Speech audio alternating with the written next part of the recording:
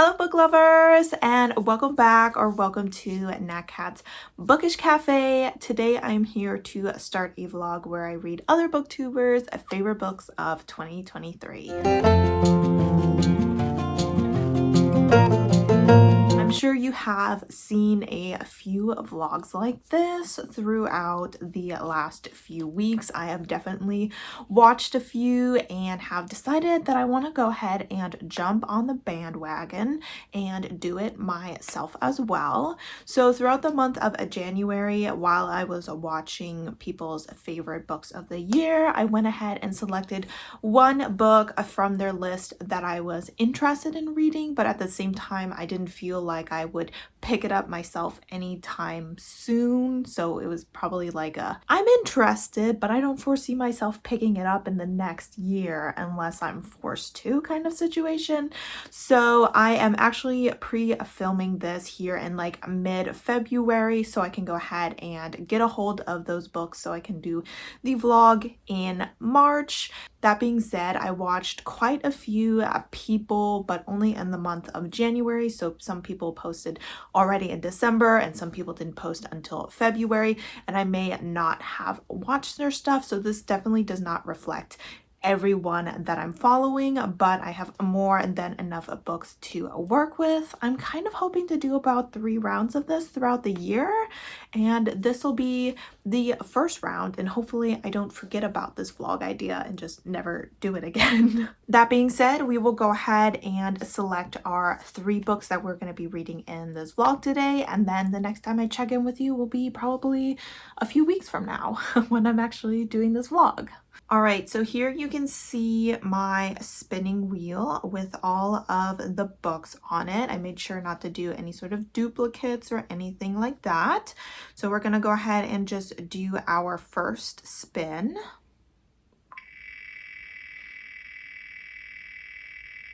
I'm really nervous. All right, so Daughter of No Worlds.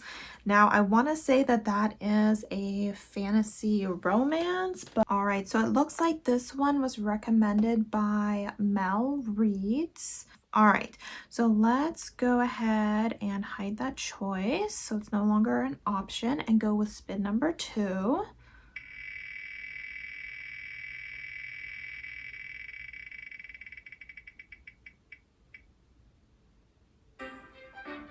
The God of Good Looks. I'm going to be honest, I do not remember what this one is about.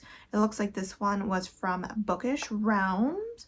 And I think this is a book that I added to my TBR after watching this video. So it wasn't a book I was already familiar with. So we'll hide that and see what our third and final choice is.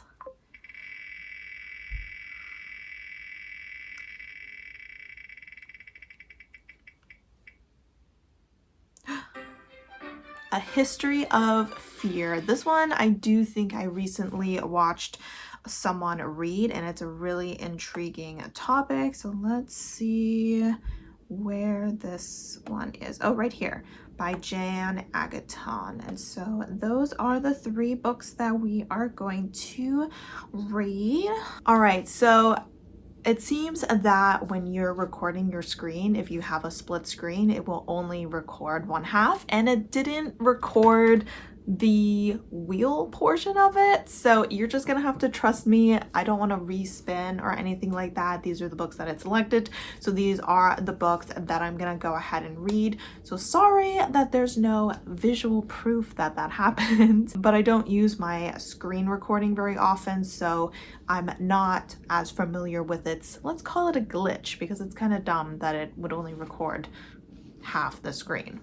But that being said, we have our 3 books here. So let's look them up in Goodreads. So I'm gonna just tip you a little bit so I can put an image of the book here, and I just want to talk about them a little bit so that you can kind of get a general idea of what I'm going to be reading, and so I can have a general idea of what I'll be reading. All right, so it looks like I was right about the Daughter of No Worlds, that this is a fantasy romance story. So it will be a start of a series, hopefully one that I enjoy. Something I heard about this romance series or romantasy, whatever you want to call it, that kind of intrigued me is that people were saying that it has a good amount of world building and plot alongside the romance, and I really, especially in romantasy, enjoy a good balance of actual world building and romance. So I'm really excited for this. I believe this girl was possibly a slave of sorts. Yes. So she's a former slave and she tried to buy her freedom, and I believe her owner tried to reject that, and she ends up killing him and then going on the run and joining a group of rebels maybe, and they give her to this man, not like in ownership, but they like task him with training her, and this isn't something he really wants to do, but eventually they become friends and then they become lovers, which is a path I always enjoy, watching a friendship develop and then watching that friendship develop into more. So I am excited. I think that this book is a little bit longer. This might also be one of those series where like the books get longer and longer as we go along, so we will see how that goes. All right, and then we have The God of Good Looks, and this is by Breanne Ivor, and this cover I definitely remember because it really stood out to me. I just thought it's a stunning cover, beautiful colors, and I have no idea what it is about. So it looks like it's a debut novel by a Trinidadian woman, and it is about a woman from Trinidad, and it looks like she wants to become a writer, but it looks like she kind of loses her chance to do that after having a scandalous relationship with a married government official. It looks like she's presented with the opportunity to do at least some writing for a makeup or possibly beauty scene. So makeup, clothing, probably for a magazine, for a tyrannical entrepreneur, but it seems like she starts to see a little bit beyond his facade, and also her ex-lover starts to threaten everything that she's built. I'm not sure if this is a romance or if this is just a girl power book, but either way, I'm really interested to check it out. Other than Bookish Realm, I've never heard anyone talk about this, so it should be intriguing. And then A History of Fear. This book I definitely do know, and I'm very excited to go ahead and read this. I believe this is the story of a boy who murders someone, and everyone is very surprised by this because he's like a very good student. He's seen as a relatively quiet, well-behaved young man, and it seems that he tells people that the devil made him do it. And I also believe that he possibly committed suicide in the prison. Yeah, so he's found hanged in his prison cell, and officers uncover a handwritten manuscript that promises to answer the questions that haunted the nation for years. Was Hal a lunatic, or had he been telling the truth all along? So I'm super excited to read that one. I think that is the one I am the most excited for, but I will go ahead and see about acquiring those books, and hopefully I love them as much as these booktubers did. All right guys, so it is a few weeks later from when I originally started this vlog, and I have gathered all my books and finished up my February TBR and am ready to move on from that month because it was a rough month. But today is March 7th, I want to say. It is morning. It is Tuesday morning. I am gonna be going to work in the next 15 minutes or so, but I am ready to start the first book of this vlog, so I wanted to go ahead and update you on that. I kind of went back and forth on which book I wanted to start with, but since it's the one I'm most excited for, I decided to start with A History of Fear by Dumas, which I still have not looked up how to say this guy's name, so sorry. So I am really excited to read this book. As I mentioned in, I think when I was doing my TBR, my mom was in the process of reading this and she has since finished it, and she said it had some good twists in it, so I am excited to see what I think about it. This book is a favorite of Jane Agaton. I will of course have all 3 channels that I'm working with linked down below. I started following Jane, I feel like within the last year or so. She's not one of the newest ones I followed, but newer-ish, and I really enjoy her vlogs. She puts out a lot of vlogs. They're relatively long, and I do enjoy long vlogs because I listen to them in the background of my work, and long vlogs allow me to just do my work while the vlog is in the background without me having to fuss around with changing videos or anything. Her partner Joey is in them a lot. She's got a good sense of humor, and she goes through a lot of books, so you get a lot of bookish content, and I just feel like you're really coming along with her for their day-to-day life. So it's really easy to feel just comfortable and at home with her. And if you're not following her, I would definitely go ahead and give her a try. I think she reads a relatively decent variety of books, but I would say primarily she's probably kind of fantasy horror-esque leaning, and so if you're looking for some good recommendations within that genre, definitely go ahead and check her out. And I am excited to check out this favorite book of hers because I know that it was mentioned by some other people as well as they were reading it. I'm not sure if it was on anyone else's favorites list, but I know for sure that this book has gone over relatively well, so I'm excited to see what my thoughts are. I'm gonna go ahead and maybe start it here. Like I said, I'm starting work in just a few minutes, but I will go ahead and let you know my initial thoughts hopefully later today.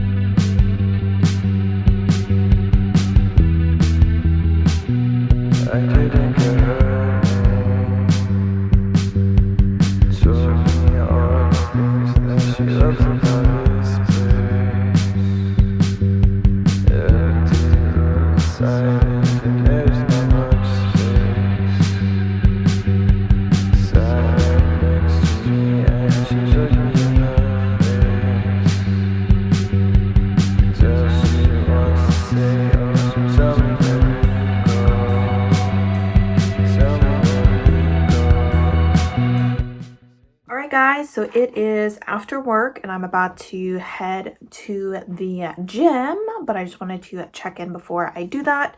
This is my first time going to the gym for like a week or so because I was sick, so I have a feeling it's not going to be the most productive gym session. I went on Tuesday to do cardio and I was just not feeling it, but we're gonna try to get back to normal. Also, I got some new headphones and I want to see how they work. I've never really owned headphones like this. I think my parents bought me a pair once and then I lost them on an airplane after I used them like once. So the good thing is that they seem to be noise canceling, and one of the problems I have with the AirPods is that they are very much not noise canceling, and so I always struggle to listen to music or my audiobooks if I'm anywhere that has any sort of background noise really. So we'll see how these feel and we will check them out.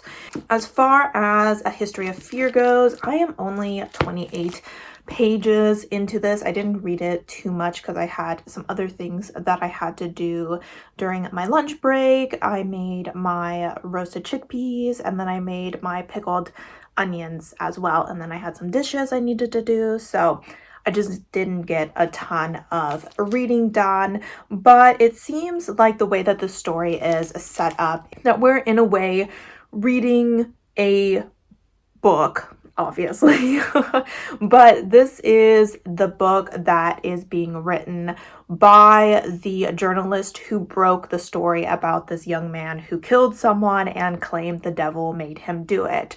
So the story kind of starts off with an author's note where this journalist is kind of talking about how he got introduced to the story and how he got access to the letters that this young man left behind after he died.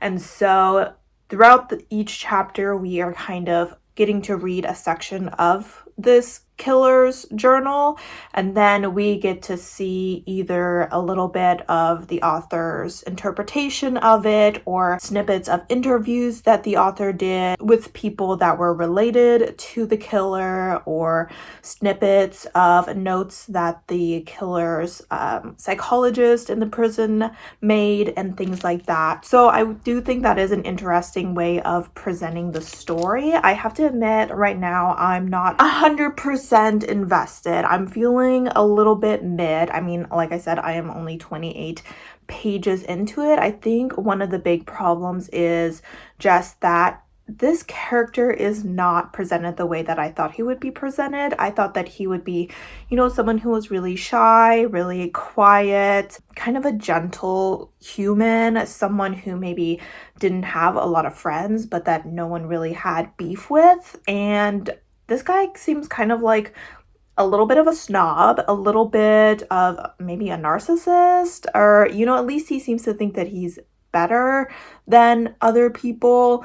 And he seems like a little bit of an a-hole, to be honest. He just seems like someone who gives off bad energy. And I was kind of hoping for a character where when I read about him, I would be like, yeah, I can totally not see this guy murdering someone. But this guy, I mean, like, I kind of could see him murdering someone. It doesn't seem that outside of the realm of possibilities.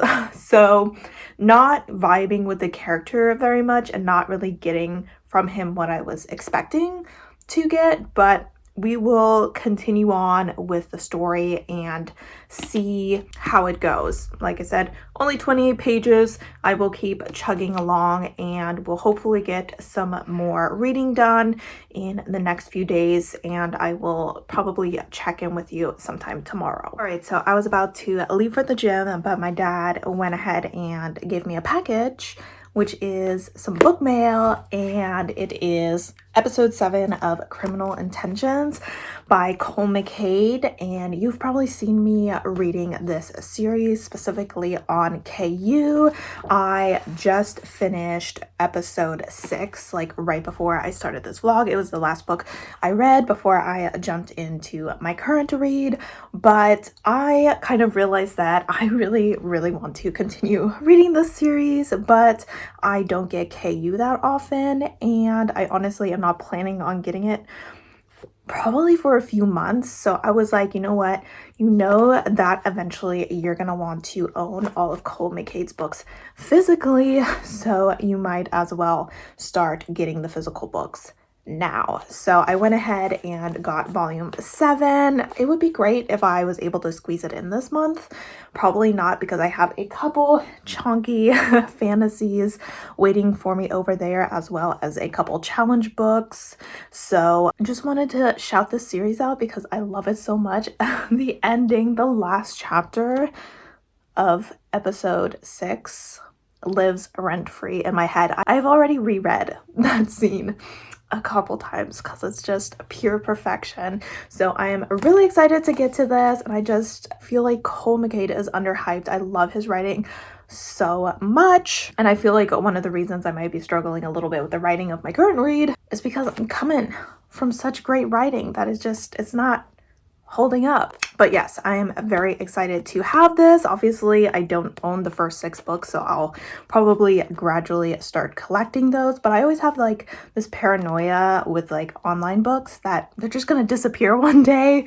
Like the author will be like, okay, my books are no longer available. They're gone. You'll never see them again. And I'm like, no, I need to have a physical copy of them so I can hold on to them if they disappear off the internet. So yes, very excited. Just wanted to come on and share my excitement for this incredible series that I love so much.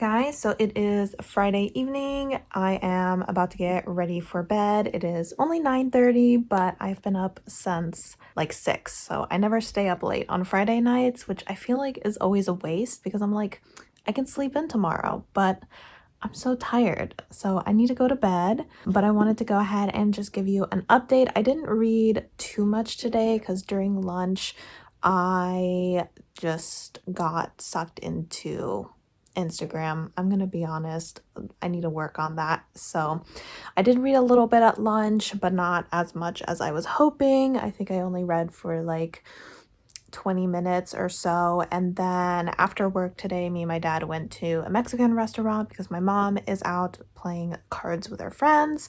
So it was nice to sit down and just hang out with him for a little while.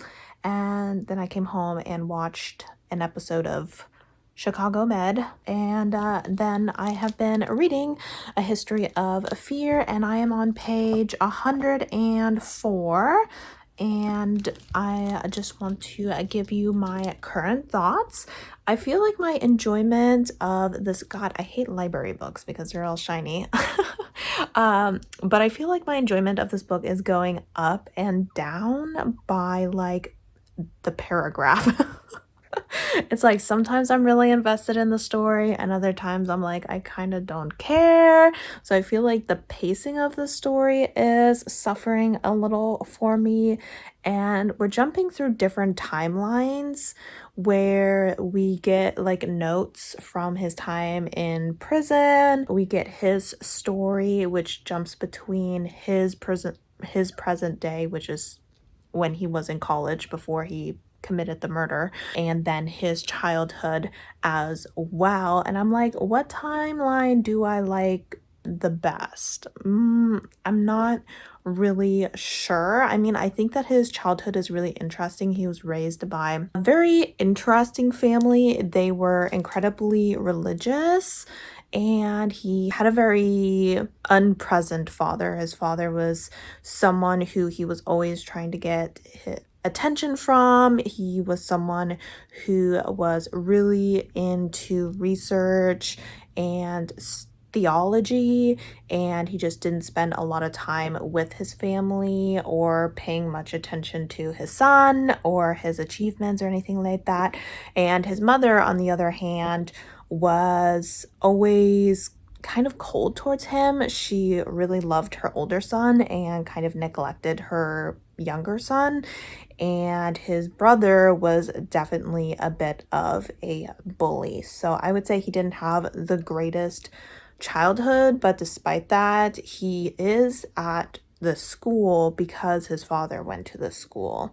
Despite the fact that his father is no longer alive, as expressed towards the beginning of the book, he is still very much, in a way, trying to live up to what he thinks his father wanted of him, which I guess he doesn't exactly know what that is because he and his father never talked that much. And the suicide letter that his father left him was very vague. So I am interested to see if we learn kind of what happened to his father during his father's time at the school, because it seemed like there was a reason that he left. And we also see that this character suffered for a few years when he was young, like a preteen, from I don't know how to pronounce it. It's like satanophobia, which pretty much means that he had a very extreme fear of Satan and felt that Satan was following him, was always just around the corner, was just waiting to grab him and drag him to hell. And he felt like he saw these fiends, these flying creatures everywhere that would follow him around, and he would hear them and see them and just have visions of it. And at the beginning of the story, he is looking for a job, a ghostwriting job that a man is offering him. And when he finds out that the story is about the devil in Scotland, he's kind of like, maybe I should not ghostwrite this book because it could cause my satanophobia to kind of resurrect itself. We're at this point where he kind of tried to be like, no, I shouldn't do this, but he just finds himself incredibly drawn to the topic as well as to the author. The author, I'm not sure about his significance, if he's just a regular man or if there is something weird about him. His name is DB, and I don't know enough about the Bible to know if there is any sort of meaning to that abbreviation or anything. So I'm definitely intrigued to see where the story goes. I just feel like maybe the pacing is not 100% working for me. Like sometimes it is just a bit too slow. So we will continue. Maybe the slow pacing is the reason I'm reading it so slow. I was kind of hoping to check in with you once I got to the 50% mark, which obviously is another 75 pages from now, so that was not going to happen tonight. I might check in with you at the 50% mark, which hopefully I get to it tomorrow. Tomorrow is going to be a slightly busier day because it is the day that I do my filming, and I have to film a couple of videos, but I would like to get a decent amount of reading done this weekend. I just feel like I always end up having chores, filming, editing, and all that jazz just piling up on the weekends. And then if my family wants to do anything, like go out, it just all gets a little bit crazy. But if I can, you know, stay off Instagram and not fall down the Instagram rabbit hole, I might actually be able to get a bit more reading done. But for now, I'm going to get ready for bed and we will go to sleep so I don't sleep in too much. I think that this weekend the time changes where we're jumping, I don't know, forward, backward, either way, the time is changing, and that's going to be rough for a while as we readjust to that. But for now, that is that, and I will check in with you later.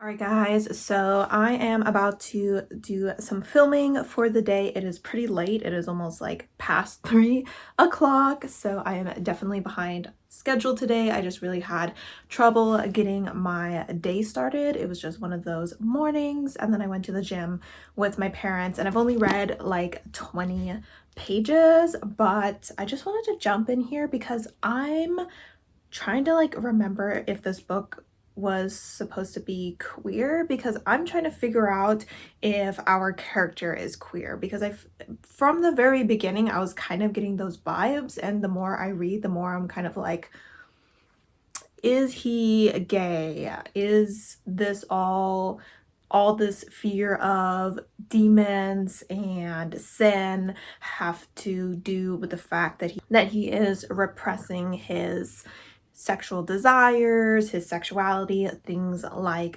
that? So I'm wondering if that is playing a part in it at all, because I am definitely getting vibes.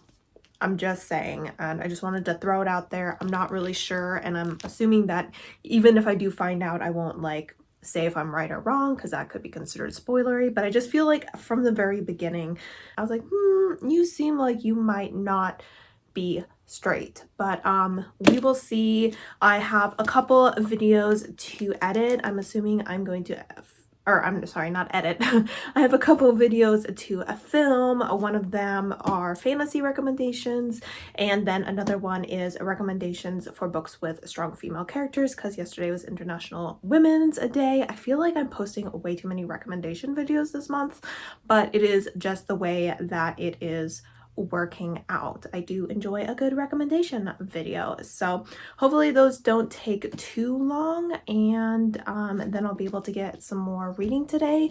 But I do think that my parents want to watch Dune tonight because the second one is coming out, or is already out, I'm not really sure, and that is a pretty long movie, so I have a feeling I won't be doing like a ton of reading today, which is why I wanted to check in with you. I was kind of hoping to finish this book this weekend, but I'm I'm pretty sure that's just not gonna happen. It's just not gonna happen. No way. But I will do what I can, and I will most likely check in with you tomorrow.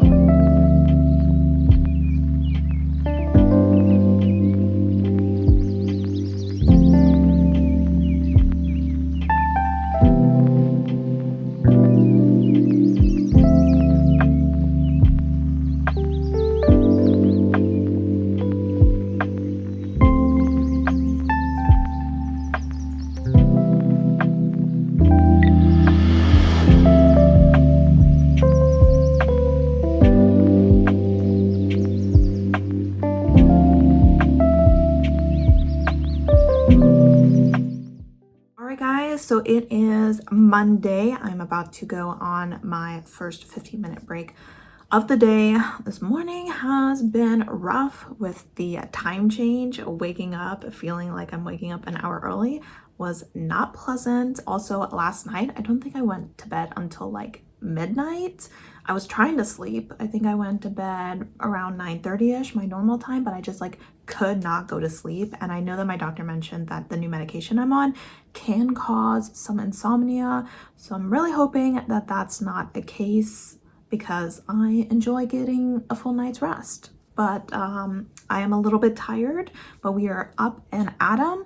And I just wanted to do a quick check-in for a history of fear. I definitely did not do as much reading yesterday as I wanted to. I was busy doing kind of like chores and stuff. And then me and my parents ended up watching that new movie with Billy, whatever her name is, Damsel. It was a decent movie, but I feel like I've been watching so much more TV and movies lately, and it's definitely been cutting into my reading time. So hopefully that doesn't continue too much, because I mean, I enjoy watching TV every once in a while, but I definitely prefer to read.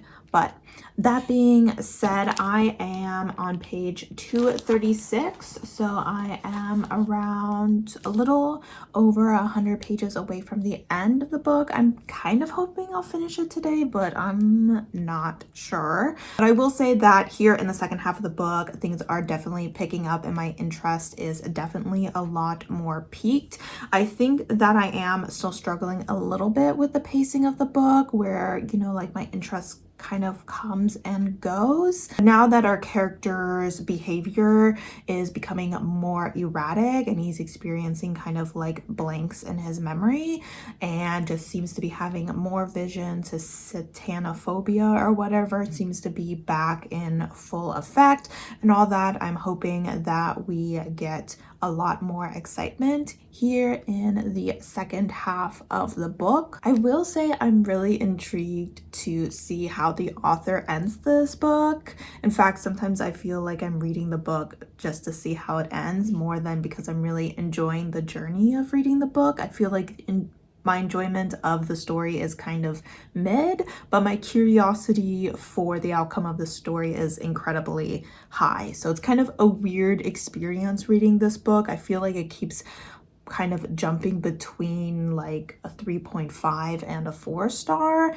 We will see where I end up at the end of the story. I think next time I will check in with you will be when I have actually finished it. So it'll either be tonight or hopefully early tomorrow, because I would like to not be reading this slow. But I'm kind of a slow reader at the end of the day.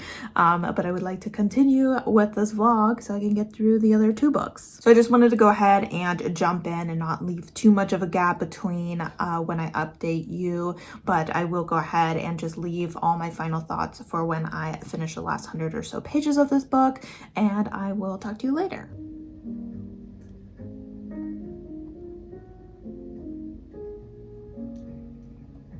So I finished A History of Fear, and I don't know what to rate it, but that ending, that was a choice. I will say for the last 100 or so pages, I really didn't want to put this book down. I know I mentioned a few times that the pacing of the book wasn't fully working for me, that I was often going between being kind of bored, being kind of uninterested, and simultaneously being excited to see where certain plot points went. But in the last third of the book, it was really go, go, go, and really worked for me. I will say the last chapter, kind of like the explanation for everything, I was kind of initially like, don't know if I love it. Like, there's a part of me that really understands how it works really well for this story, but I also feel like it's kind of a trope that I don't love, and obviously I can't tell you why because that would be spoilery. But then the way that the story ended, I was like, hold up, you did something there,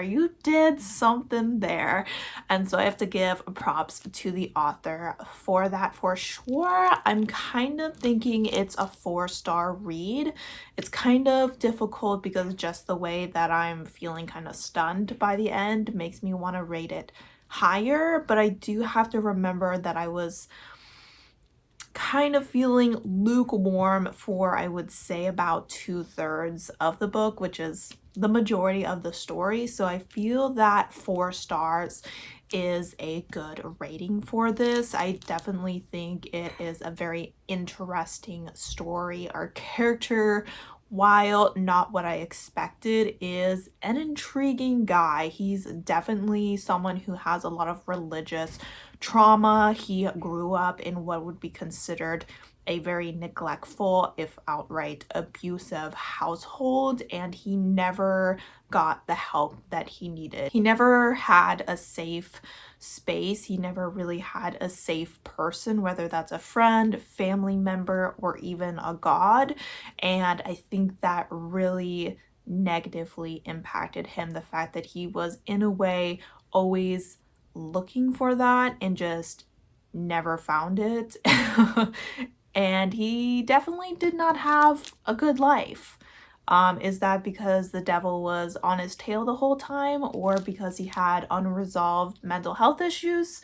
You'll have to read the book to figure it out. But yeah, so the direction of the story was interesting. I was a little like, meh, meh. Do I like that the author used this as the kind of reasoning behind everything? Not loving it, but like I said, the way that the author kind of ended the story and kind of the implications that that ending provides, that I do like. I like very much. So not sure if I'll read this author again. I think I didn't love the writing enough. It was mostly just this story that intrigued me, but I'll keep an eye out to see what he writes.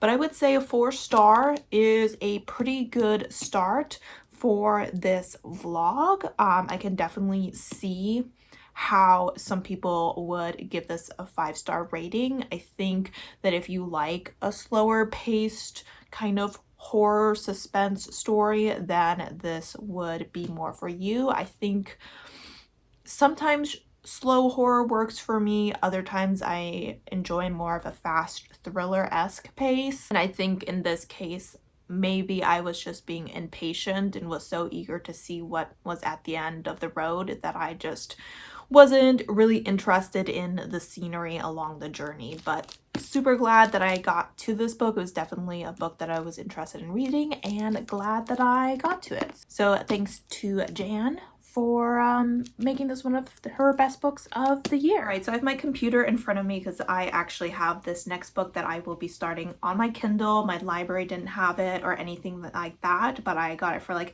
$1.99 on my Kindle, probably because it's a less well-known book, and that is The God of Good Looks by Breanne Ivor. And I've decided to pick up this book next because I'm actually going to be using it for my final prompt for Kim from Expedition Through Pages kind of battle that she's doing with her TBR game. I will have her channel linked down below. Each month, her and her mom are battling using her TBR game, and each of us are part of a team. I'm on a team B, which is Kim's team, and we have 3 prompts to fulfill, as well as some challenges throughout the month. I have already fulfilled 2 of those prompts so far, but the last prompt I have to fulfill, I believe, was like an random animal generator, and the animal we got was a fire-bellied frog, and this is a very brightly colored frog, and so I figured that this book would work perfectly for it because the bright colors of this book were definitely one of the things that attracted me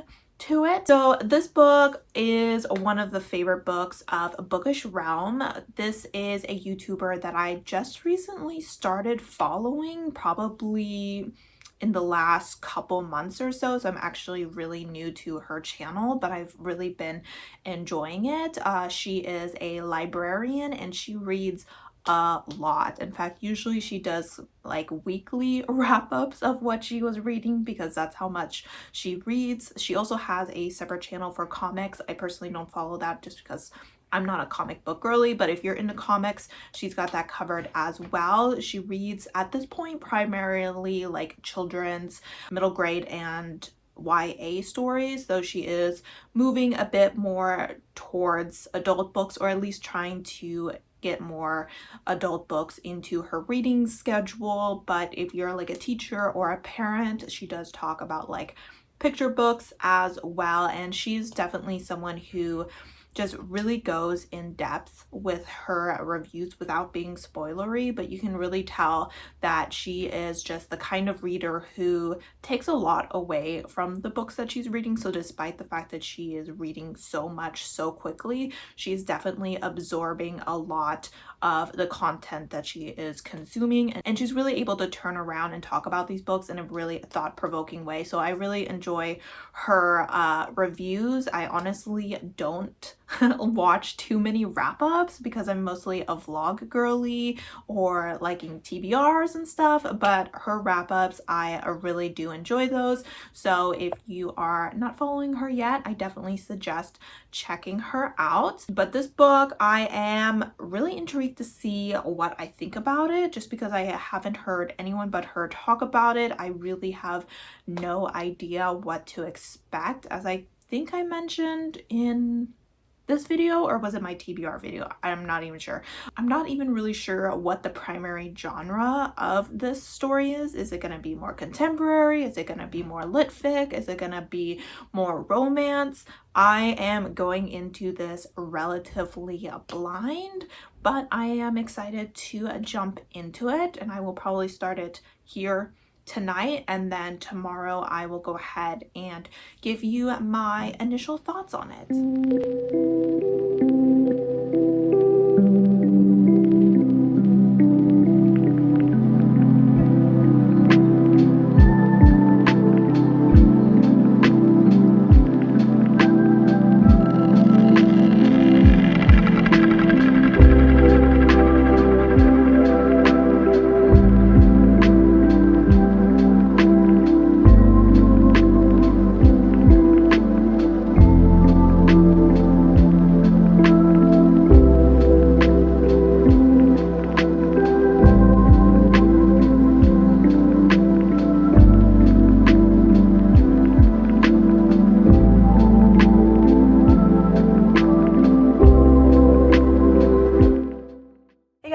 So me and my ridiculous hair are here to give you my initial thoughts on God of Good Looks.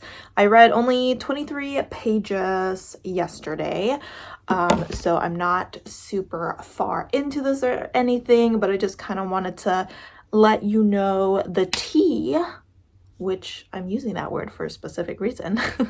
So pretty much we are following a woman who, at the beginning of this book, at least for this chapter, I don't know if it'll be the entire book, we are reading her journal entries. So she's kind of decided that she's going to try and keep journal entries to remind herself that she is an intelligent human being and more than just a body, because she was caught in a scandalous relationship with a politician and has kind of lost everything. She has become a model, and so she has kind of been reduced to her body, and she just kind of wants to remember that she went to university and she has a degree and that she's a writer, and she's doing that through these journal entries, and she's kind of just talking about her life as well as a little bit about her past. So at the beginning of this book, she is at a shoot and this guy comes in, like Obadiah, or his name is something super pretentious, something that only rich people would call their kids. And he shows up and he's like, "What's your size?" You know, and she's like, "Boy, don't come in here asking me like what my waist size is or what my weight is. Like, absolutely not." And then he kind of just leaves because she's like not taking his shit, and he ends up sending her a request to meet for tea. And he was like, "Hey, you know, newsflash, I know about your past. I know that you have like no job prospects. I also know that because of your body type, you're never gonna make it in high fashion because your breasts are too small and your hips are too big, but I want to offer you a job as my assistant." And she like throws her tea in his face because she was like, "Absolutely no way did you just say all of that to me. No way did you just tell me everything that is wrong with my life, insult my body, and then offer me a job. Like, what is this, a joke?" So that's where we are in the story. We learned a little bit about her past. She is someone who lost her mother at a semi-young age. She's someone who had a lot of respect for her mother. And since her mother's death, her father has kind of remarried and seems to be focusing more on that marriage than on his daughter. He's not super active in her life anymore.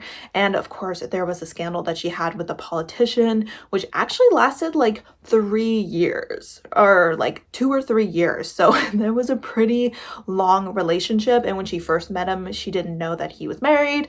And when she found out, she kept saying like, "Yeah, I'll break up with him. I'll break up with him." But she just, you know, someone who's neglected by her father, who kind of came back to Trinidad and felt like she didn't have anything and that there was no one there that like cared about her, to have this man, you know, kind of ask her how her day was and to spend time with her. She just couldn't really bring herself to give that up. And unfortunately, his wife has a lot of connections, and she used those connections to destroy this poor girl's life. And of course, the man walked away scot-free because that's what men be doing when they cheat. So that is where we are at right now. I am enjoying the writing. It's pretty real. She's just like your down-to-earth girl whose life is really messy and she's mad about it. So I'm enjoying the voice of this story. I am very interested to see how her and this man's relationship works out, because he is kind of an asshole. Like, he's like, "Yeah, that's the kind of guy I am. You know, I'm straightforward and I got to where I am here at the top of the beauty industry for being hardcore and a bit cold-blooded." She is the kind of person who's like more than willing to like yell back at him, and she initially didn't even know who he was or anything. So I have a feeling that he'll probably take her as one of those people that'll just be able to like tell it straight to him and not just be like kissing his ass or anything. So I think they'll have a really interesting relationship, and I am looking forward to seeing what she does with her life. I know that in the synopsis it kind of says that her past keeps trying to catch up with her. I'm assuming that has to do with the fact that her ex-lover's wife is probably just like not wanting her to succeed in life because she was out there with her man for like over 2 years. But yeah, no, so far I am having a good time, enjoying the writing, enjoying the characters, and I will probably update you when I'm around the 25% mark, maybe. We'll see. I feel like I'm already like 11% through the story, so I don't think it's too long, but I will go ahead and check in with you when I have more to say.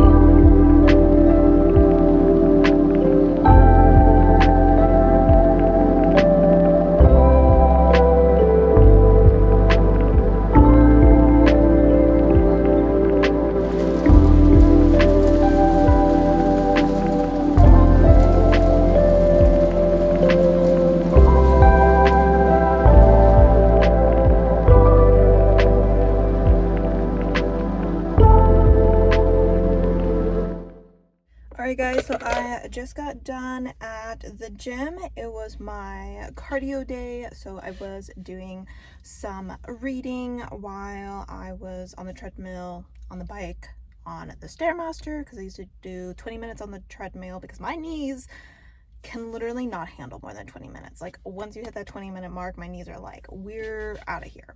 And then I do 15 minutes on the bike, and then I do 10 minutes on the treadmill. And someone is going into your car, but that is totally fine. They probably don't think I'm too weird talking to myself. I can just pretend I'm like on FaceTime or something like that. But anyway, I reached the 25% mark of my book, so I just wanted to go ahead and check in with you. It's kind of interesting, the change that we're seeing in our character. So at this point, she's now working at the magazine, and it seems like it's a relatively new and small magazine, and one that hasn't previously been very well run, or at least not had the most competent people putting it together. But our girl actually seems to have experience working with magazines and all that jazz, so she has kind of been assigned to come up with the ideas for the magazines and present the ideas and all that jazz. So, but since she started working there, she has become like really obsessed with the way that she looks, like even more so than when she was a model. Like, when she was a model, she didn't really care if she was as skinny as the other girls, but now she's like measuring her waist, and she's like going to the gym a lot, and she's like drinking kale smoothies and cutting out dairy and sugar. And she's also becoming like really obsessed with makeup, because Obadiah, and I hope I say his name right, is like the god of good looks, because he is able to do your makeup just like so perfectly that you look like your most beautiful self. And he did her makeup once because he needed someone to act as a model for one of the makeup classes that he was teaching, and she kind of saw that and she was like, imagine like the doors that would open for me if I looked like this all the time. And the way that Obadiah talks about beauty, it just makes it seem like beauty is so important. Like, he kind of started his makeup class by talking about how babies like beautiful people even more, so it's not something that's learned. Like, literally, we just naturally like beautiful people more. And I'm like, that's such a not that's not how things are supposed to be, you know. Some of us normal looking people are doing okay in life, but you know, we don't want to hear that, you know, if we were beautiful, things would be better for us. Like, that doesn't feel good to hear. So one of the other women that's working with her is kind of concerned with the direction that our character's taking, especially because she seems to be kind of putting her book on hold. And I don't remember if I mentioned this, but she's writing a book that kind of follows a character that is inspired by her mother. And she's kind of not prioritizing that as much because she wants to spend more time like learning how to do makeup. And even the character that she's writing in the book, like, she just got her degree in like nursing or something, and initially she was gonna write about like her mom's acceptance speech and, you know, how she was this intelligent woman and everything, but instead she ended up writing about how she did her makeup and the clothes she was wearing and how her hair looked and how everyone thought she looked so beautiful on her graduation day, and not about the fact that she was like getting a degree. And I'm like, where is this book going? And it's kind of interesting. We will see what happens with our character and kind of how she sees herself and how she sees the beauty industry, because it seems like she is still really interested in more serious matters.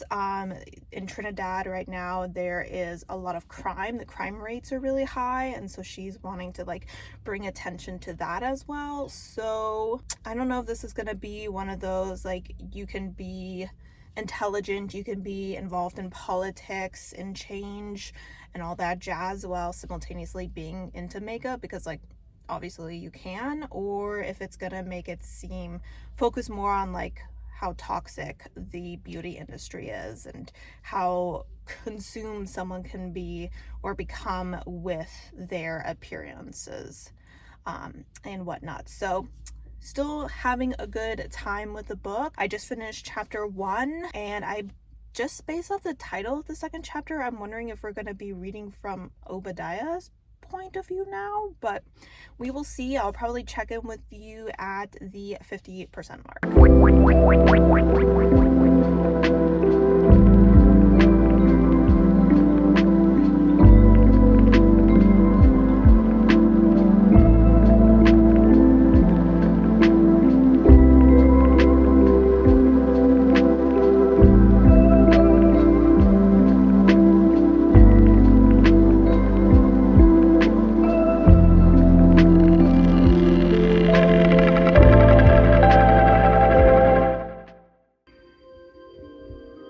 Hello scholars, welcome back to another semester at the Aurelium Academy. I'm so glad that you're back. Alright guys, so I am 44% through the book, 150 pages through it. I was going to wait until the 50% mark, but I just finished a section that was told from Obadiah's a point of view, and now we are heading back to Bianca's point of view, so I figured this was a good checking in point.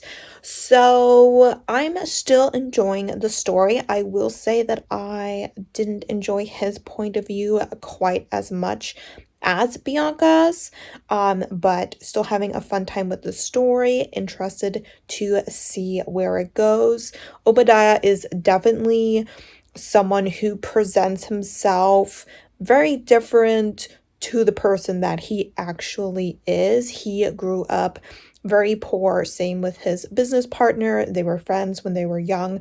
They grew up in the slums, and they are out there just trying to make it, and in the process of trying to get in with wealthy clients, they have started presenting themselves in ways that are more palatable to the wealthy people, which in this case kind of means not being a very good person, because the wealthy are not very good people. And Obadiah definitely has some beef with Eric. I'm not going to say why. Eric is the guy that Bianca was cheating with technically, but yeah, Obadiah definitely has some issues with him. So I'm wondering if there's going to be any sort of like physical altercation between the two of them, or any sort of like verbal lashings that may or may not happen because of Bianca between the two of them, because it seems like Eric, despite them having had to break up because of the scandal that broke, is still kind of not really reaching out to her, but on Valentine's Day he like sent her flowers, so he still very much seems to have Bianca on his mind. And Obadiah obviously is like, stay away from him, because he has, you know, a reputation as powerful men tend to have. So through Obadiah's point of view, we got to learn a little bit more about how the business was created, and kind of like how they got to where they are today, which was interesting to read about. It will definitely change the way that I look at him moving forward throughout the story. He definitely seems to be interested in Bianca, potentially even romantically. Something that I actually like about him is that he is someone who in some ways is very insecure, like very insecure in his place in the world, because he comes from such a poor background. But at the same time, every once in a while you just get like glimpses of his security in himself. For example, his business partner is a gay man, and they were talking about how here in Trinidad they were going to have the first Pride Parade, and obviously, especially like the religious community was trying to get the government to shut that down, so it didn't happen. And his friend was very upset about this. And Obadiah was like, hey, you know, don't even worry about what those people are saying. You know, they're the ones who are bringing society down, not you. Me and you and your partner, we're going to go to the Pride Parade, and we're going to have a lot of fun, and we're just going to ignore those people. You know what? Just forget the haters.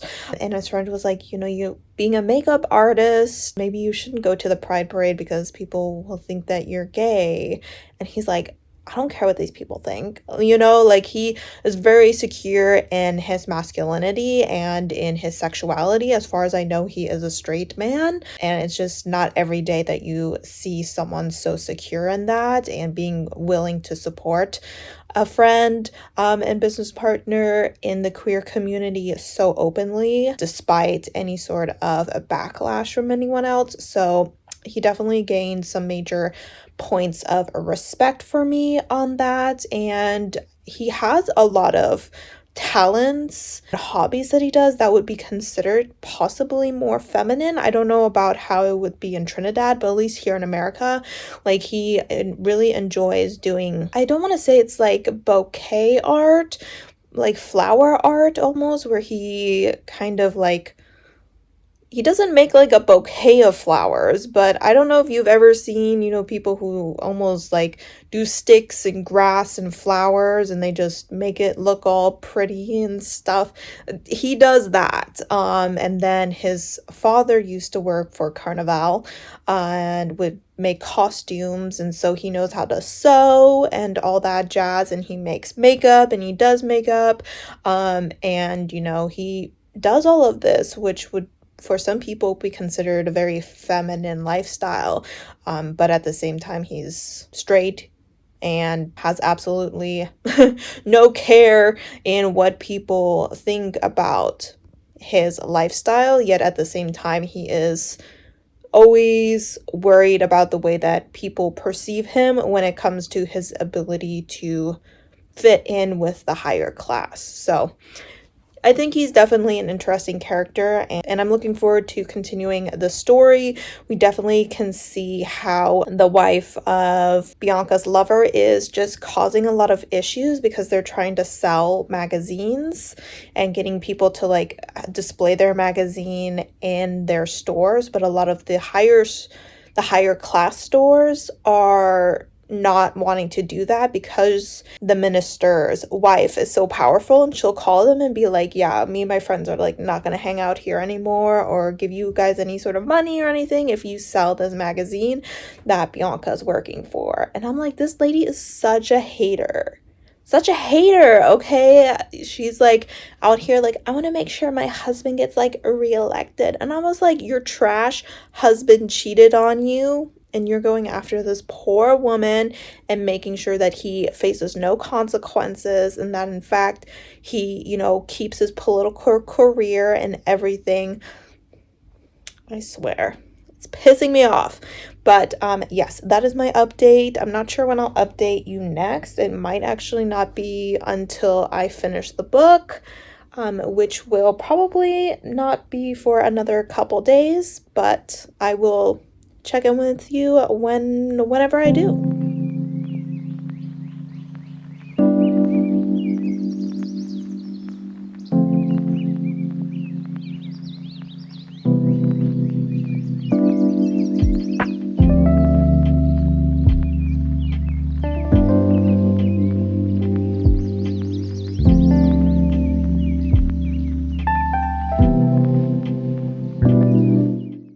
Alright, so I'm kind of dumb, but I am meeting with my mom today because she is meeting with a woman that she met on her airplane flight back from Germany. I guess she's just really good at making friends, just, better than me at least. But she gets off work at 1:30 and it's 1 right now because I somehow convinced myself that I needed to be here by 1, but I think I was actually originally thinking that I need to start getting ready at 1, and then somehow changed it in my mind that I needed to be here by 1. So I'm half an hour early and I'm just gonna chill here at the elementary school in my car like a creep, and I'm gonna see if I can do a bit more reading. I am 87% done with this book. Wait, here comes my mom. Actually, maybe I did get the time right. Okay, never mind. I know what's going on. I'll check in with you later.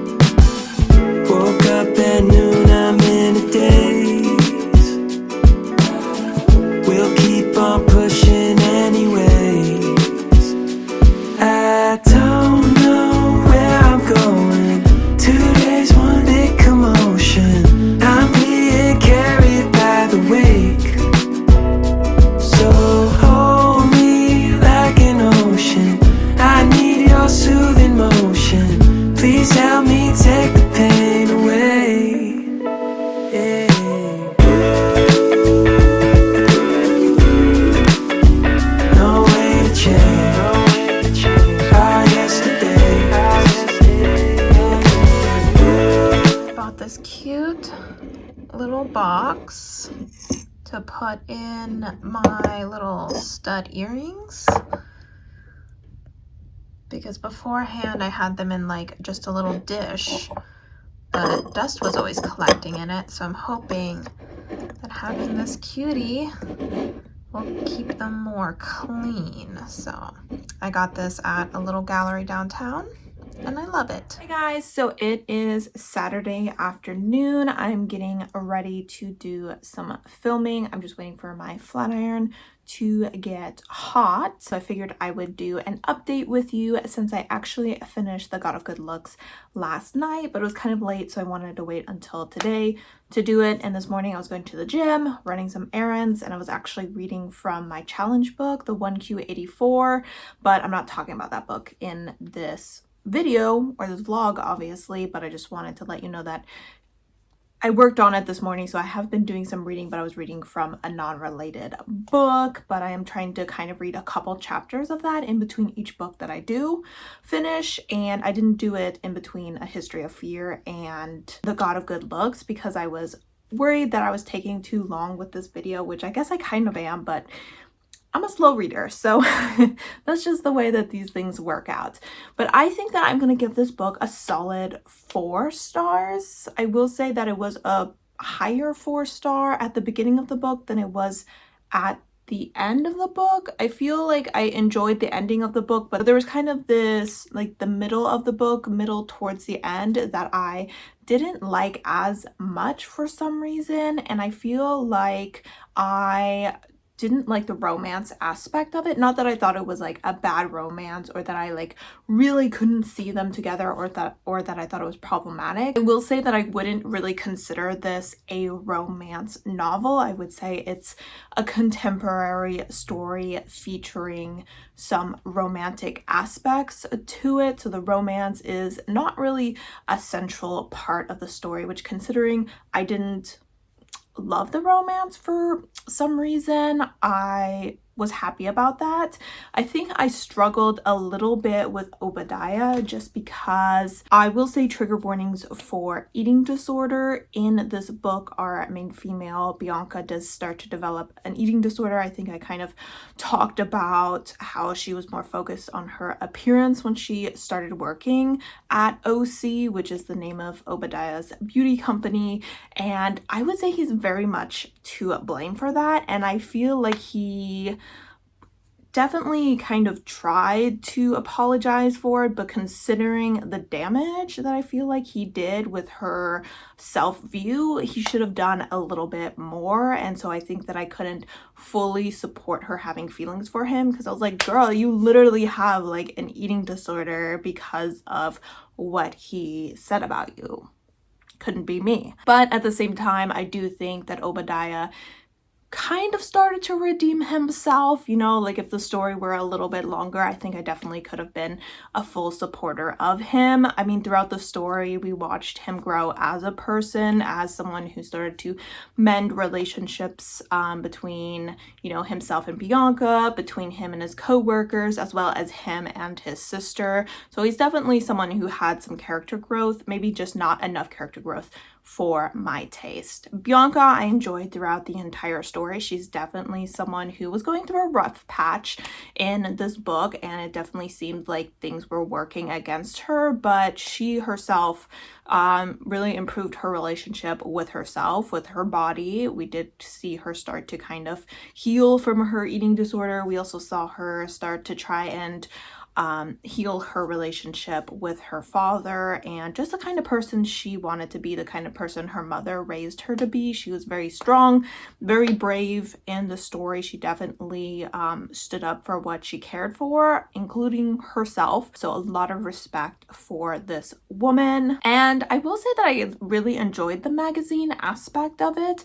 I've watched a couple shows. The one I'm thinking of is like Ugly Betty, where it kind of revolves around the magazine life and the beauty industry. And though I definitely see problems in the beauty industry, which anyone with eyeballs should be able to see as well, I think it's a fun environment to tell a story. So I really did enjoy the experience of being kind of in that beauty industry as well as the magazine industry. I think that this book also had some good commentary because in the background, or maybe in the foreground, kind of, our characters were wanting to do a sort of call to action when it comes to the crime rates in Trinidad, and they were having these discussions, and we kind of saw how Bianca's opinion on the crimes kind of changed because she was very focused on how your everyday individual citizen needs to improve themselves to make Trinidad as a whole better, and Obadiah was kind of like, hey, maybe we should look at a larger scale to see how the system is broken and to see how those in power are, you know, making things difficult for those who are suffering from poverty without, you know, really letting the people that are stealing and murdering people because of their poverty off the hook. So it's kind of balancing like, hey, it's not just the poor people's fault who steal your watch, but it's also not just society's fault. It's both of them together, coming together to make an ugly storm, and we need to address both of those issues. And it was, you know, a subtle thing that was occurring throughout the story, but it was definitely present and made you stop and think about it. So I think it was a fun story. I thought it was well written. I could definitely see myself reading more from this author if they have something else out there. I thought the characters were interesting. I thought it had a good amount of diversity in it. Our main character, Bianca, was actually at least part Chinese. I'm thinking her mother was mixed. Her father was definitely a Chinese immigrant to Trinidad. As far as I know, Obadiah is Black, as well as his friend Daniel. His friend Daniel was a queer man though, and then the other co-worker who was there, I believe she was, I'm not sure exactly where she's from, but I'm assuming somewhere in the Middle East as well. And she was definitely kind of one of those outspoken political girlies, feminist. So there was a lot going on in the story that I think really culminated into a pretty decent time. So I'm glad that I read it, and I feel like you should check it out as well, since it's not a story that I hear a lot of people talking about. If it, you know, piques your interest, like I said, I got it on my Kindle for like $1.99. So if you have a Kindle, you can buy it for relatively cheap on there. That being said, after I start filming, I'm actually going to, hopefully, this is the plan, film a read with me video. I haven't filmed one of those for a while. I had filmed a couple on my channel, and I'm looking forward to filming another one. I'm gonna do this one a little bit differently. We'll see how it turns out.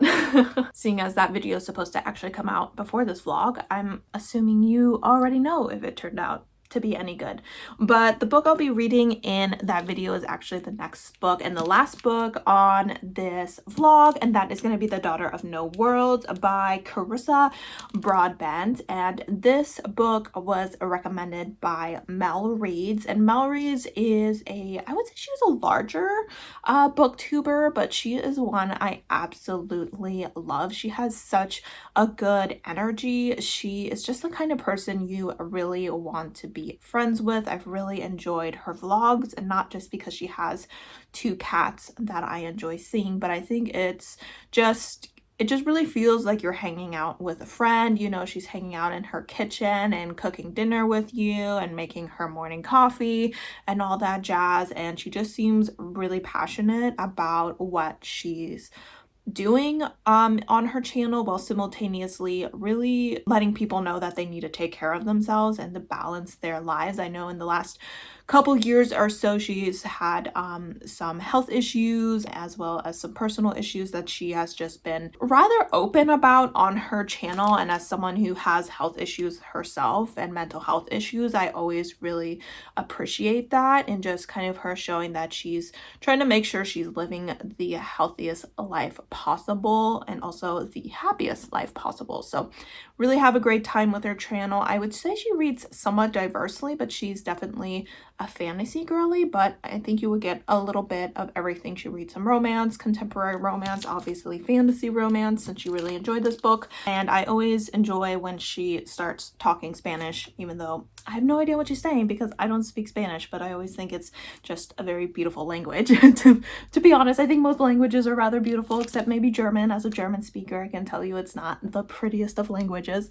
But yes, this was one of the books that was on her best books of the year. I'm sure it was on plenty of other people's list as well. It was one of those fantasy romances that was definitely making the rounds. I just remember that I was intrigued by it because they said that it had a good amount of world building and fantasy plot, all that jazz, because I know that I sometimes struggle with fantasy romance because I want to know more about the world and why things are the way they are and why things are happening. And when the author's just focusing on the romance, I'm like, yeah, that's great, I'm happy for them, but like, why is that happening over there?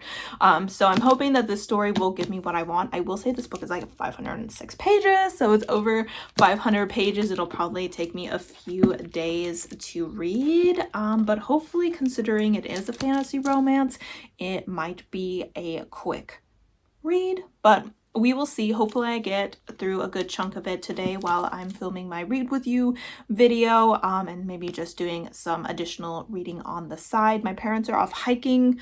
I don't know what time they will be coming home tonight, but I will be cooking dinner tonight, so that's something that I will have to take some time to do. And I would honestly really like to start editing this vlog this weekend because I have a feeling it is going to be long. So I would like to go ahead and start on the process of editing, but of course every time I sit down to edit, I'm not reading, and I need to finish this vlog because I would like this vlog to be out on the 26th, and today is the 17th. So I have less than 10 days to read a 500-page book as well as edit what will probably be like an hour-long video. So we're gonna do what we can without stressing ourselves out because Mel wouldn't want that. But I will go ahead and check in with my initial thoughts either later today or sometime tomorrow. Hey guys, so the sun is like, but I just finished filming my read with me video. Hopefully it turns out good. I am 41 pages into Daughter of No World.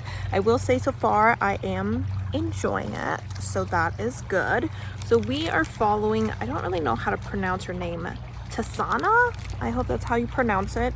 And at the age of 13, slavers came to her community and pretty much took everyone, like everyone. They took most of them to the mine, including her mother, who was apparently the leader of this village.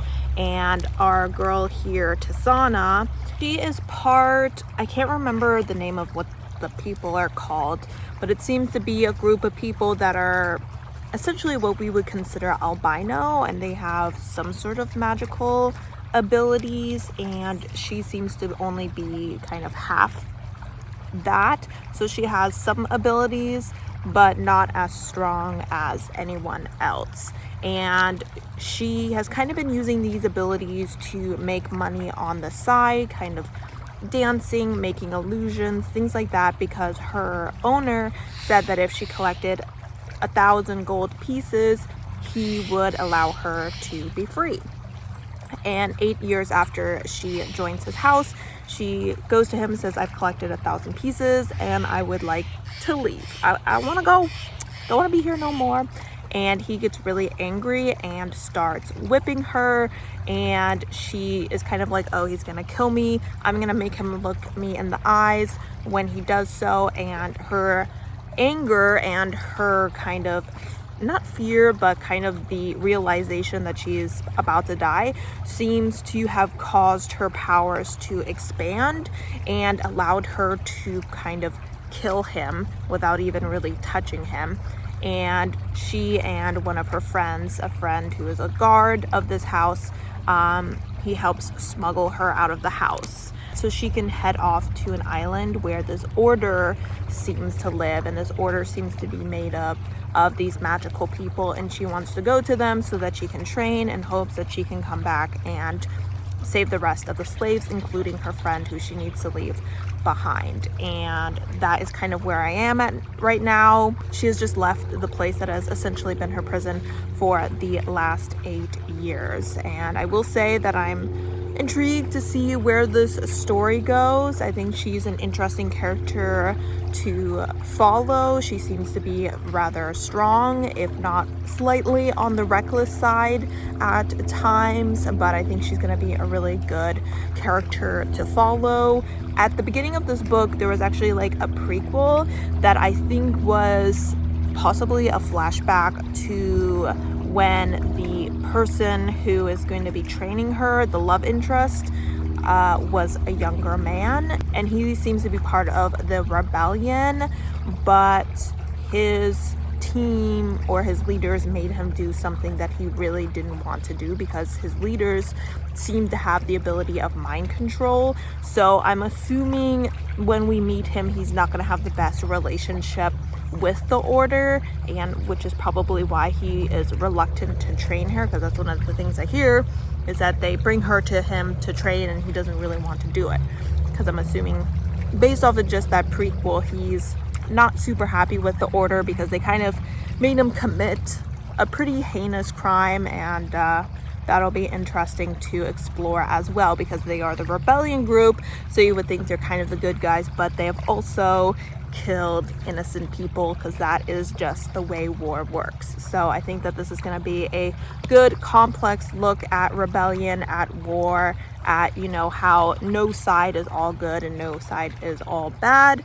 And I'm excited to continue reading this, and I will go ahead and check in with you. I think I'm gonna go ahead and head in, do a little bit of chores. It's almost 5 o'clock, so I'm gonna check in with my parents to see around what time they'll be home so I can see about when I need to start on dinner. And then maybe I might do some editing today because I really need to edit the video for Monday, and like I said, I wanted to edit this vlog a little bit as well, so it would be good if I got like at least a little bit of that done tonight. But that is my initial thoughts on this, and I will talk to you later. No way to change our yesterday.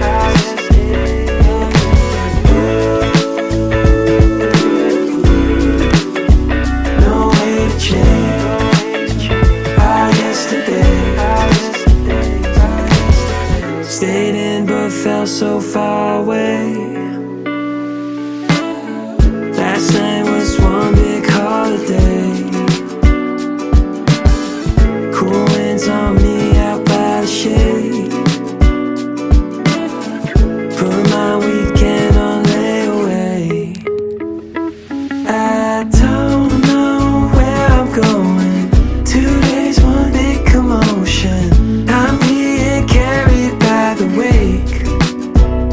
So hold me like an ocean.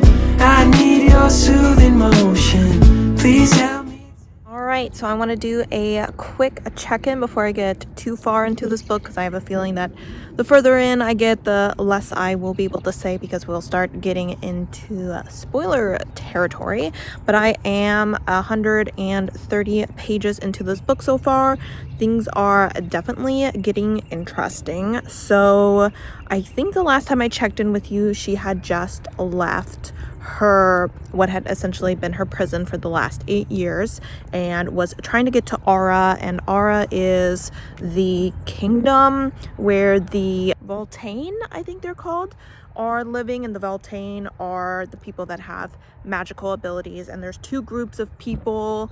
Do I know their individual names? No. But there's one group of people that seems to have more powers that allow them to control people and to control objects, in that they speak to the objects. And then there's another group of people that can like physically control objects, kind of like fire and knitting wounds together, while the other party will kind of like whisper to your body to heal itself, kind of situation. And she has been placed with Max, and he has more physical abilities, so he is different than she is, so she's a little nervous about being his apprentice. But he is the only option left, because it seems that usually when someone becomes an apprentice to the order, they do so at a very young age, and they do so for 6 years and then graduate when they're 18, and she's 21. So obviously her time to do so has kind of come and gone,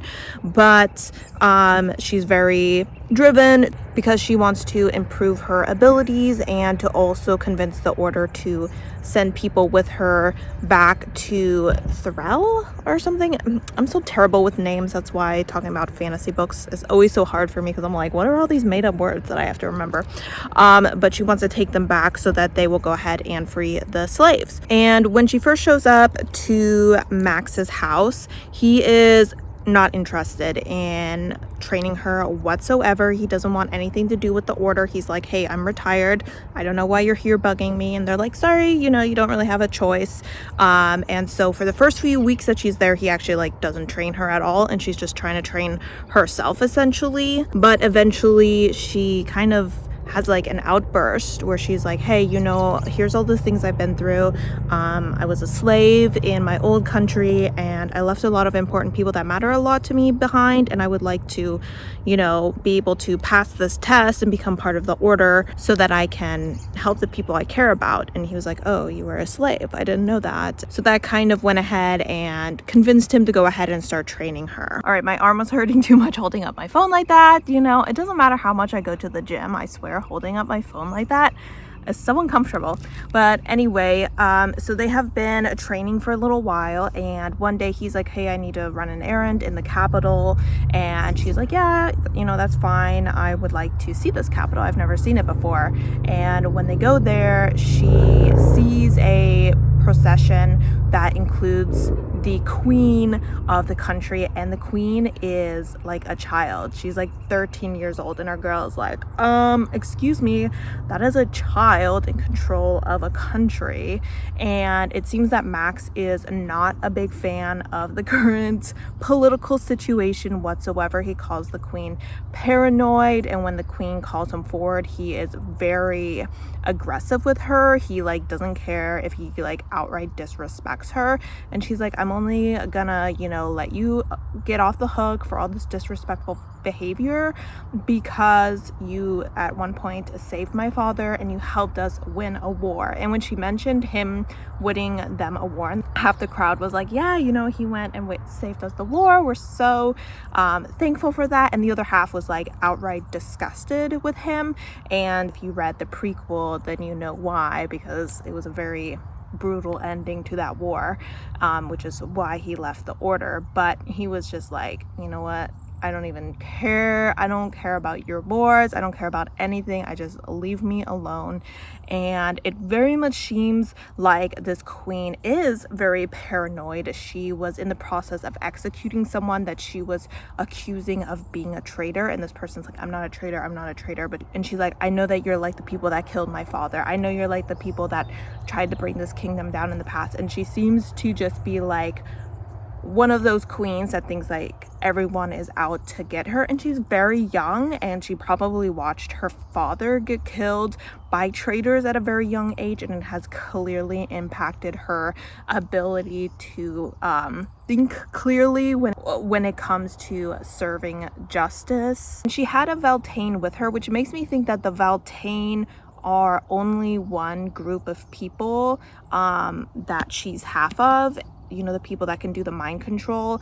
And then I think that the people that Max is part of, it starts with like an S or something.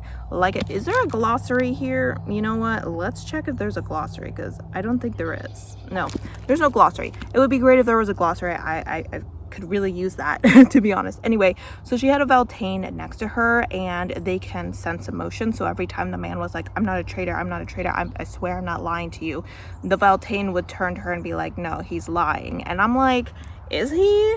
Because I feel like having a grown ass man next to this little girl, like saying things to impact her decisions, is very suspicious. Anytime I see a situation where there's like a young ruler, I assume that she is definitely being steered in certain directions by the people around her, and I don't trust them. So I have a feeling that there's definitely some weird political stuff going on in this kingdom, and our character is definitely starting to realize that herself, and she's starting to understand why Max is so against the order. But at the same time, she's kind of like, you know, I would really hate if like full-blown war broke out, but I would need to step in and take advantage of it, because I need to take advantage of any situation that is thrown my way so that I can help my people.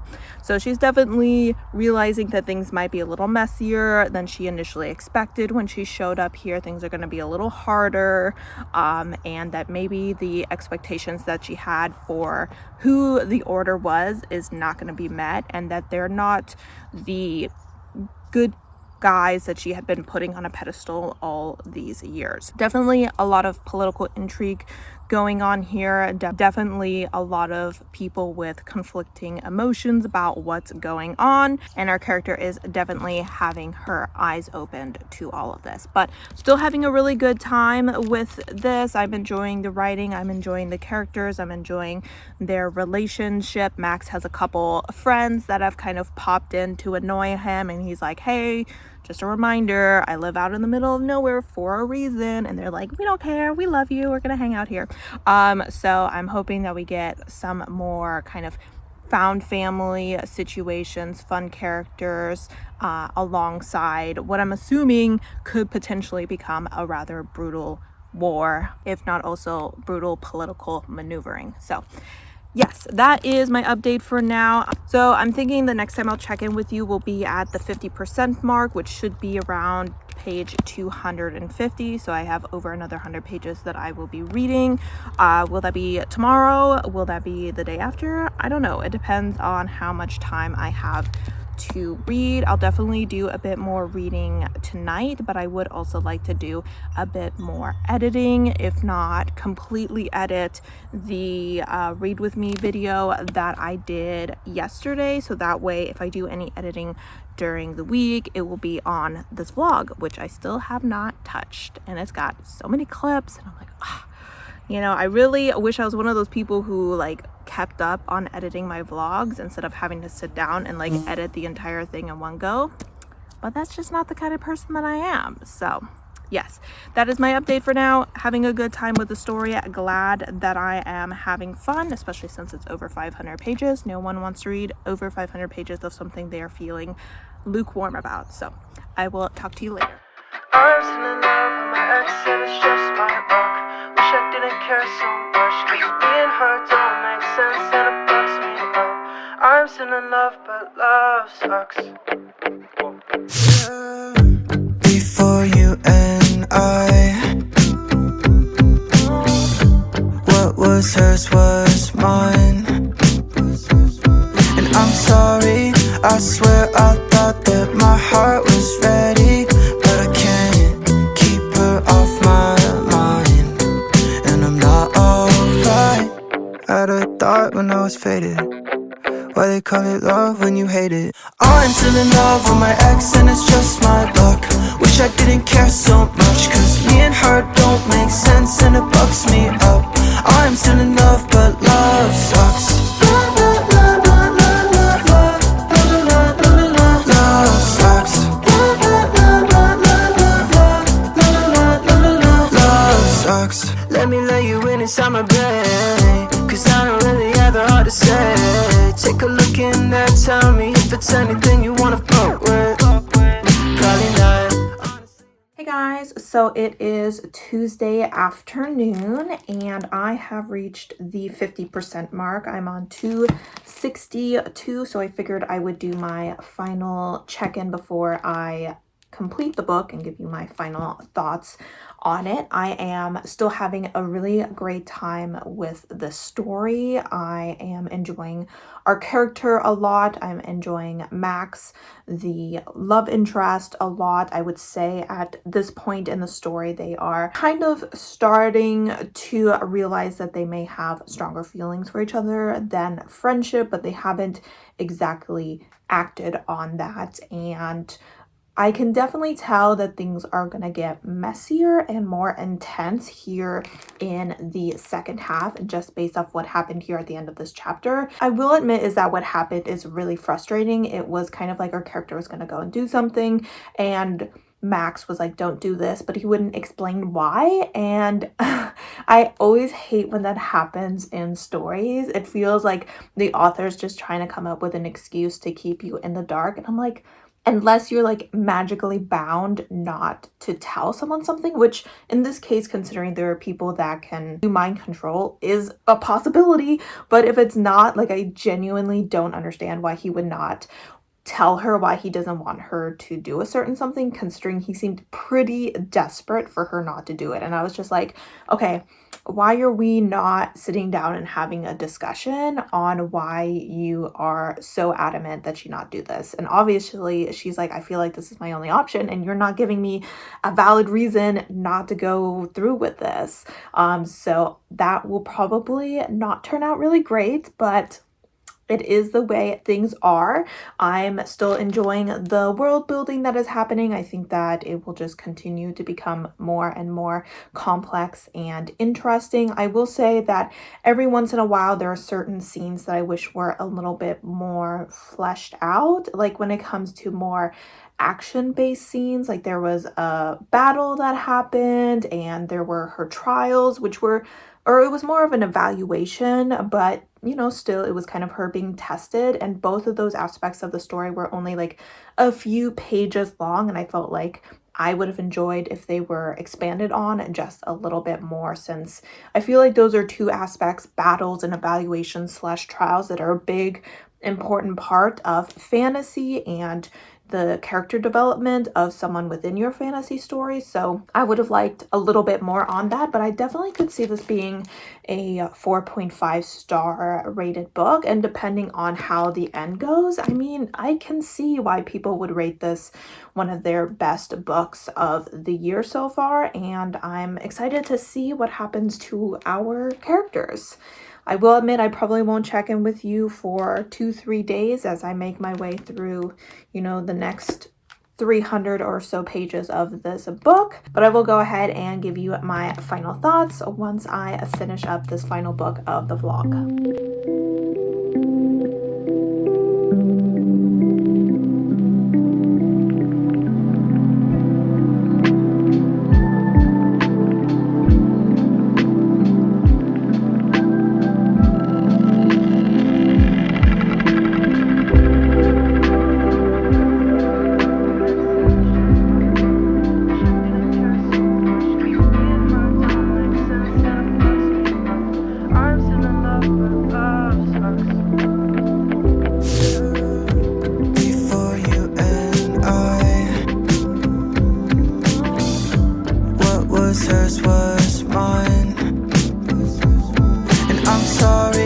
I swear I thought that my heart was ready, but I can't keep her off my mind, and I'm not all.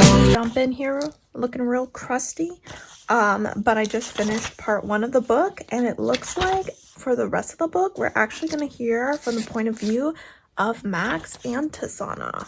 So it is changing into a multi POV book, and that is going to be very interesting. Also, our character just made a deal where I'm like,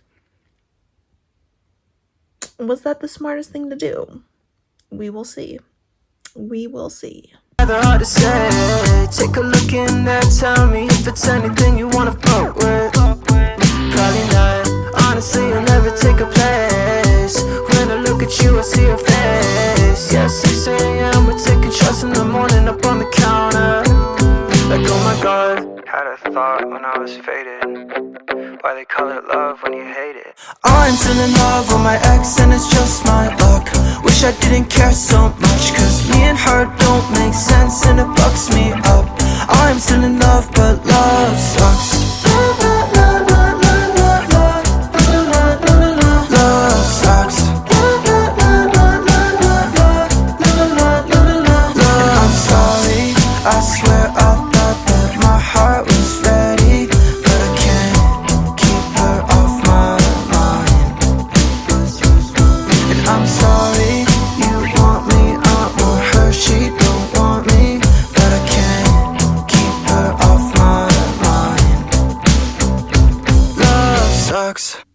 been meaning to water this plant for a while. And as you can see, I might have waited a bit too long because two of his little arms, or whatever you want to call them, just plopped right off. So I'm gonna go ahead and water him now. I'm hoping that's what he needs. I have no green thumb whatsoever, and hopefully he survives. If you know anything about these plants, help girl out. Alright guys, I am once again here checking in with you while I wait for my flat iron to get hot. It's just the perfect time to do a check-in, and I'm actually here to wrap up this vlog because last night, which was Friday, I went ahead and finished Daughter of No Worlds. I finished it relatively late, like probably around 11 at night, and I really needed to sleep on what rating I wanted to give this book, because I think the last time I checked in with you was probably around the halfway mark, and I was definitely thinking that this would be a 4.5 star rating, but I think I have to give it a 4. And it's really weird because I felt like my enjoyment of the story started to wane a little bit. There was still a lot of interesting things happening. I was still enjoying the plot. I was still enjoying the characters, but there was just something about it that just kind of dampened my excitement to pick up this book. And I'm wondering if it had a little bit to do with the romance aspect. I in no way am against this couple. I feel like they're not compatible. I think they really work together. But out of everything that was going on in the story, I did feel like it was the least exciting part of the story, or the part that I cared about the least. So as that became a slightly bigger part of the story, it never became like a huge part of the story, but as it became a bigger part of the story, my enjoyment might have waned a little bit. It might also have been just because I'm not super used to long books, and maybe the pacing of the story was just a little bit off, where maybe instead of being 500 pages it could have afforded to be like 450 pages, and so that's why my enjoyment went down a little bit. But overall, I really did have a good time with the story. I really am intrigued to see where we go from here. I am interested to see if it continues to be a multi-POV, because I'm gonna be totally honest, I'm wondering if I didn't like the fact that we had Max's POV in this book, because usually when it comes to romances, I don't always love when there's only one point of view, because I feel like the author's being lazy and wants us to think that the other person hates our character, and if we read from that person's point of view, we would obviously know that they don't hate them. But in this case, I feel like Max's point of view wasn't 100% necessary, and I can't really tell you why I don't think it's fully necessary, because that would be a spoilery aspect of the story. But there was just something happening in the story where we could have gotten his feelings about certain things, his memories about certain things, without needing his point of view. And I do think that while he's a great guy, I do like Tasana a little bit better, so that might have also lowered my enjoyment a little bit. But overall, great plot. I think that the world building was really interesting and was at a level that I could understand. Not that I remember all the fancy words that they use or anything like that, but if I read them, I understand what's going on. I never felt overly confused until like the epilogue, and then I was kind of like, I think I kind of understand where things are going, but maybe I'm a little bit lost, and maybe I'm supposed to be a little bit lost because we're not supposed to know what this person's end goal is. So I understand and am excited to continue the series. Unfortunately, I don't think I'm going to be able to squeeze this book in April, just because I'm taking part in the Aurelium readathon, and I just know that I'm going to have a lot of books on my TBR, and I can't afford to have too many chunky books on there. But I'm definitely going to try to get to it sooner rather than later, maybe in May, because I do want to go ahead and continue this series. I definitely think if you're someone who's into fantasy romance stories where the fantasy aspect is stronger than the romance, then you are going to go ahead and enjoy this story. So yay! That being said, a quick wrap up of what we read in this video. We went ahead and read 3 books that were listed as people's favorite books of the year. We started off with A History of Fear, which was Jan Agaton's favorite book of the year, and I gave it 4 stars. Then we went ahead and read The God of Good Looks, which was Bookish Realm's favorite book, and I gave that 4 stars as well. And then we ended up with Daughter of No Worlds, which was Mel Reed's favorite book, and I also gave it 4 stars. So I gave all the books 4 stars. I would say 4 stars is definitely a very common rating that I give. It means that I really enjoyed the book and would definitely recommend you check it out. It does mean that probably these books are not going to be on my favorite books of the year, at least I hope not, because that would mean that I'm not reading any 4.5 or 5-star reads for the rest of the year. But I'm still really glad that I gave this challenge a go. Like I probably mentioned at the beginning of the video, I've been filming this for so long I don't even remember what I've said. I am hoping to do another round of this later in the year. I was kind of hoping to do 2 to 3 rounds of this throughout the year, so hopefully you'll see another one of those at some point this year. But I would love to know if you guys have read any of the books that I read in this video and what you thought of them. As always, thank you so much for supporting my channel by watching my videos, and I hope to see you next time. Bye!